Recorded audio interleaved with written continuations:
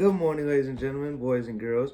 Back at you again with another episode of All Scoring No Defense, the best sports channel or the best sports podcast, whichever one you want to call it at this point. And on this episode, I'm going to explain to you why Justin Herbert is next up or the next great quarterback in the AFC or in the NFL, period. Let's get into it. Okay, if you watch like I did, or if you've been watching this season, you've seen that Justin Herbert has been kind of having his coming out party. What do I mean by this? Last week against the Kansas City Chiefs, Justin Herbert had a phenomenal game where he threw for 281 yards and 4 touchdowns. And then yesterday against the Las Vegas Raiders, he had a game where he threw for 225 yards and 3 touchdowns. And in both of those games, his passer rating was over 100.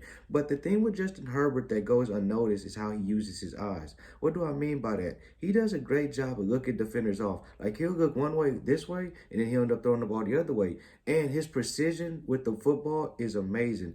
And most times with most young quarterbacks, they don't have that skill set that early in their career. But Justin Herbert is great that he has that. Also, his ability to get out the pocket and throw the football on the run, it can't go unnoticed either. He does a great ability, or he does a great job of doing that.